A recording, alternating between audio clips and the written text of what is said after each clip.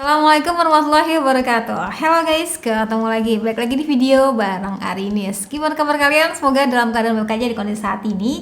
Nah, video kali ini kita kedatangan keluarga terbaru dari Vivo. Ini tuh Vivo V23e. Iya, smartphone barunya Vivo yang sebenarnya tuh jauh di luar dugaan gue. Kenapa? Karena kemarin baru aja rilis V21 series kan. Dan tiba-tiba selang 4-5 bulan kemudian hadirlah V23e ini dengan penamaan yang cukup nggak biasa sih bagi gue ya.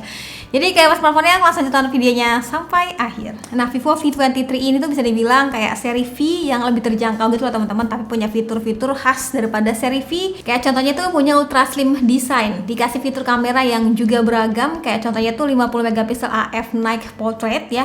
Ada juga 64 megapiksel night kameranya, dan jangan lupa juga sudah lengkapi dengan fitur NFC multifunction ya. Jadi sebelum lanjut kita unboxing aja dulu si Vivo V23 ini. Box itu berwarna biru navy yang dihiasi glitter gitu ya teman-teman, dan tampak jelas banget Vivo V23 ini tuh punya kapasitas RAM itu 8GB dan juga ROM 128GB.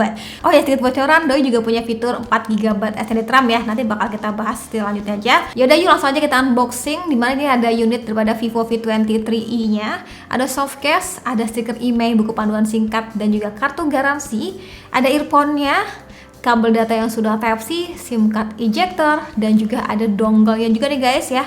Dan kepala charger dengan output maksimal di 44 watt flash charge. Mantap. So ini dia Vivo V23e dengan varian warna Sunshine Coast yang punya warna stylish kayak biru, hijau, pink ya teman-teman, dan itu bakal kita temuin tergantung kita tuh ngeliatnya dari sudut pandang mana. Ya berkat daripada dua layer coatingnya yang disempatkan oleh Vivo. Dan infonya tuh bagian back cover ataupun bodinya ini itu berlapis satin edgy glass gitu ya teman-teman, dengan finishingnya matte. Jadi curiga gue sih bakalan jarang banget tinggal sidik jari. Kalau buat sendiri terbilangnya ringan dan juga slim.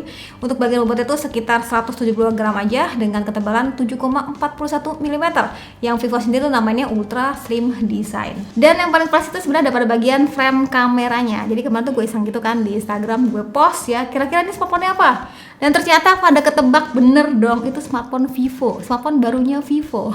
Mantap.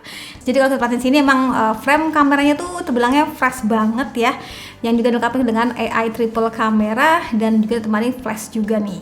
Nah kalau bagian layar sendiri nampaknya Vivo masih setia nih guys sama model poni tengah yang kalau kita baca komen sih kayaknya cukup heboh gitu ya. Kenapa nggak menggunakan punch hole aja nih? Yang jelas di sini layarnya sendiri tuh dikasih 6,44 inch, sudah Full HD Plus yang juga sudah AMOLED. Mantap. Dan karena layar sudah AMOLED, kita tuh dikasih pilihan screen touch ID ya untuk ke unlock si smartphone ya. Dan so far terbilangnya gercep nih.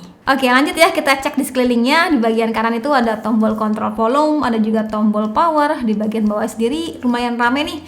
Ada SIM tray yang mampu menampung 2 SIM ataupun 1 SIM plus micro SD, jadi dua itu hybrid teman-teman ya.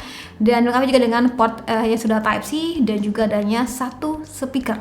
Jadi buat teman-teman yang biasa nikmatin musik gitu ya pakai earphone kabel, mesti banget bawa si dongle ini. Tapi nggak masalah lah, paling nggak sudah lengkapi di box pembeliannya. Oke, sekarang kita lanjut ke bagian jeroannya, dimana buat saat ini tuh gue pegang masih berbasis Android 11 dengan Vantage OS 12. Semoga kedepannya tuh bisa dapat upgrade ke Android 12 ya teman-teman.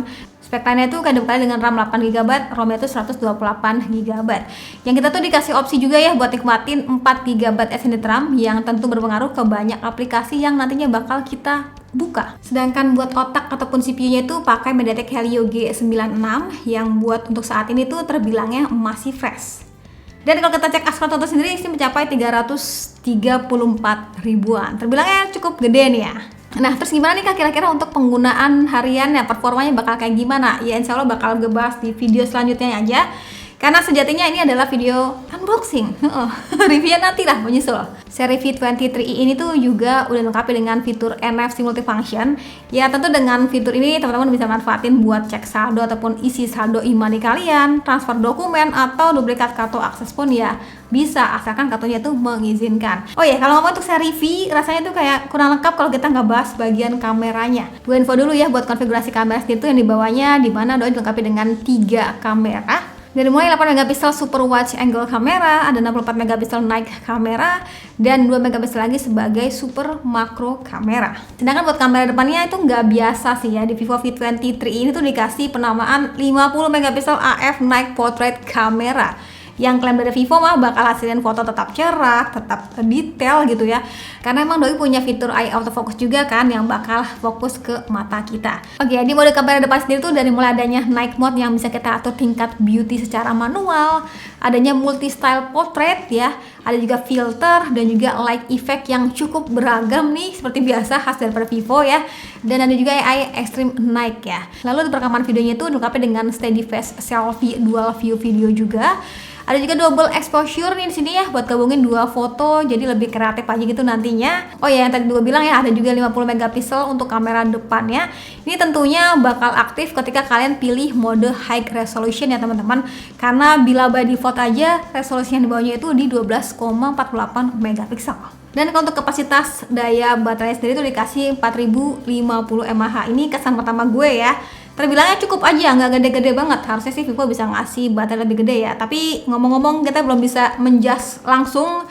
Kita bakal cobain dulu kira-kira dia awet apa enggak. Tapi yang jelas yang pasti aja, doi sudah dilengkapi dengan 44 flash charge ya untuk pengecasannya. Yang klaim dari Vivo sendiri sih bakal ngecas dari mulai 0% sampai 69%. Itu membutuhkan waktu kurang lebih sekitar 30 menitan aja. Hal ini tentu bakal gue buktiin nanti setelah gue tes ya teman-teman. Gue bakal share ke kalian hasil pengecasan itu berapa lama. So, jangan kemana-mana, subscribe aja dulu. Ya udah, jadi situ dulu aja untuk unboxing daripada Vivo V23i ini. Dari fitur yang dibawanya, hitungannya ini seri V yang juga menarik ya teman-teman, dengan segala fitur penting daripada seri V ya.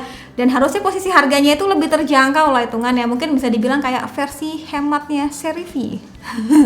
Nah, kalau misalkan teman-teman ada pertanyaan tentang smartphone ini, boleh banget drop komen di bawah ya, yang insya Allah bakal gue bahas di video lanjutannya. Semoga kita diberi kesehatan ya, biar kita ketemu lagi di video lanjutannya. Tapi kalau misalnya buat kalian yang udah kebelet banget pengen beli Vivo V23 ini, bisa langsung ikutan pre-ordernya di Shopee.